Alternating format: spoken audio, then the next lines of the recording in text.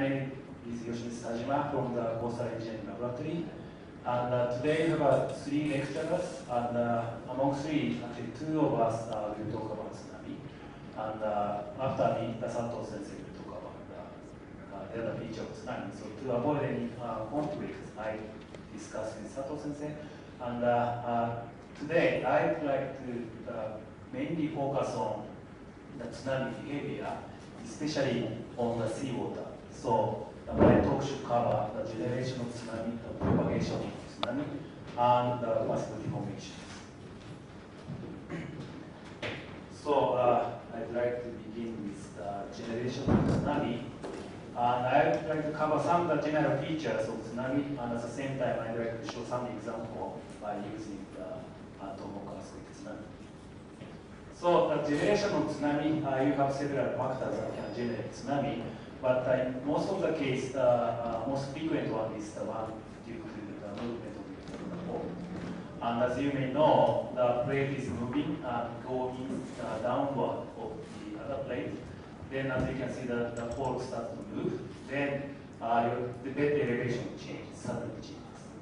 And then at some locations, your bed elevation goes higher. In some locations, your subsidence.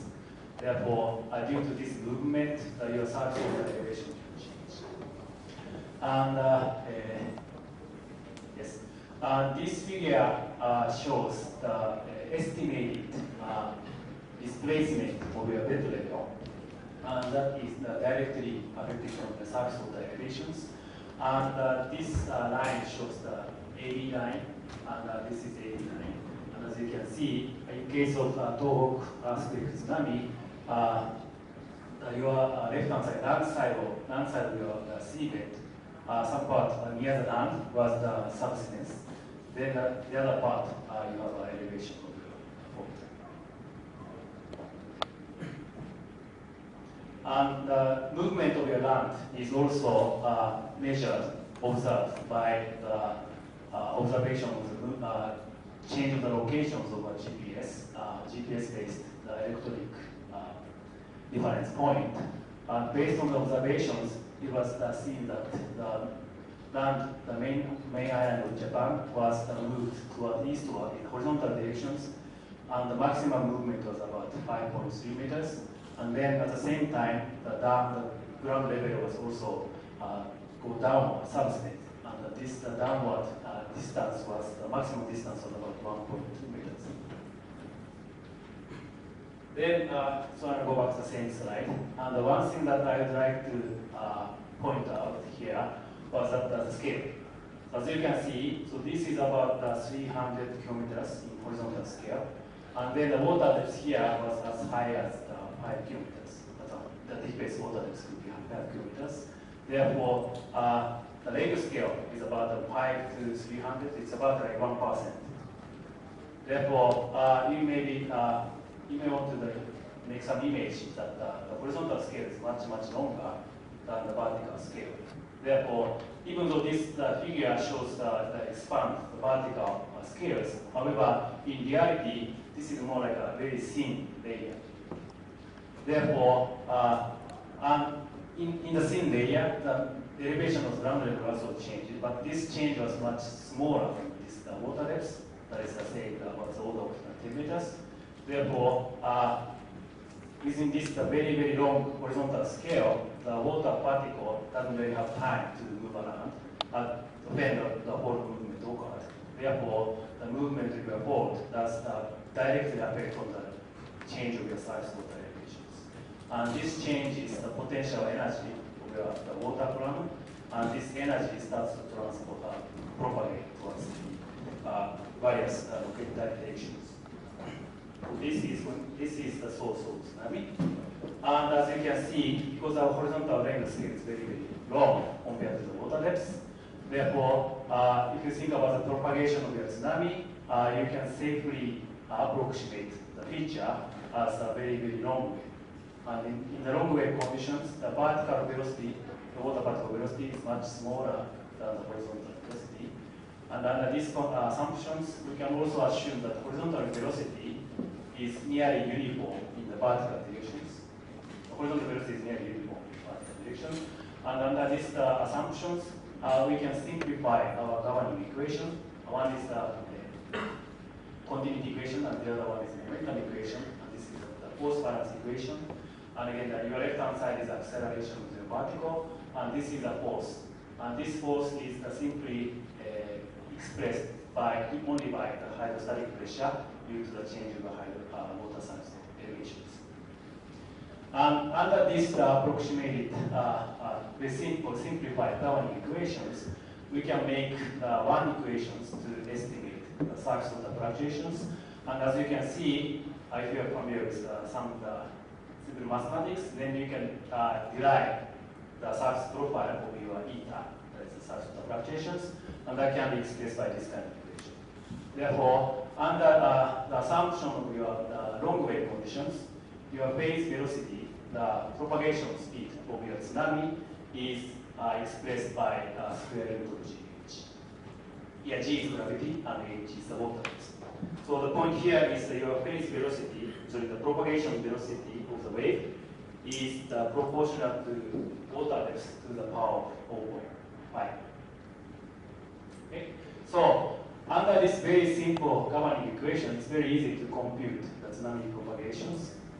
And as you can see, so I draw some line, x to y, and then it's near to the Kamaishi, because I want to show some observed surface water fluctuation near to Kamaishi. Therefore, this is very, very simplified computation, but I want to show some feature, one-dimensional feature of the propagation of tsunami.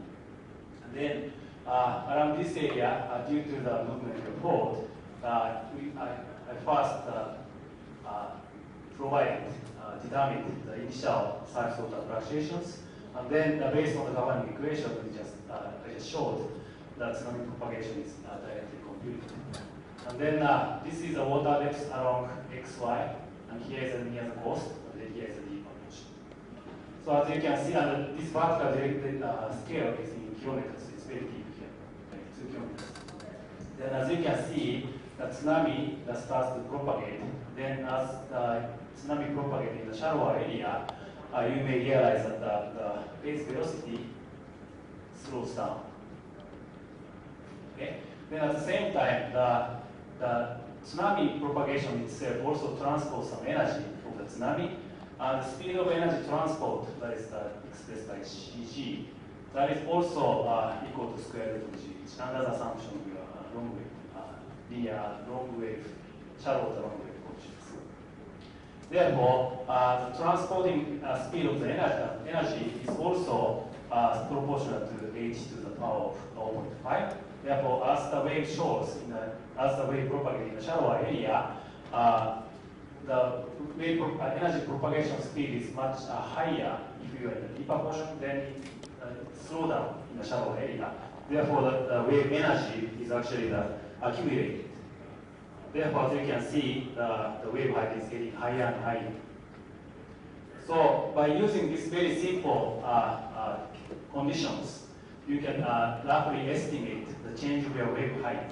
And your tsunami wave energy is proportional to the wave height to the power of 2. And then your wave phase transfer, the energy transport velocity is proportional square root of gh. Therefore, your wave height is, roughly speaking, proportional to h to the power of minus 1/4. And then this figure just shows the surface water fluctuations at different time, every like 3 minutes.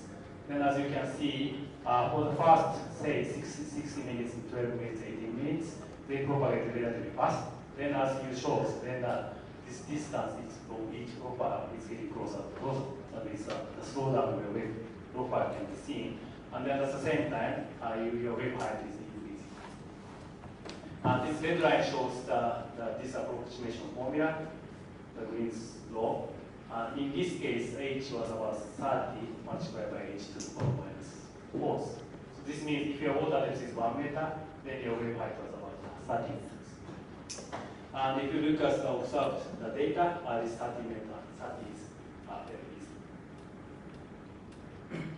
Then, now I would like to look at the actual observed surface water profiles.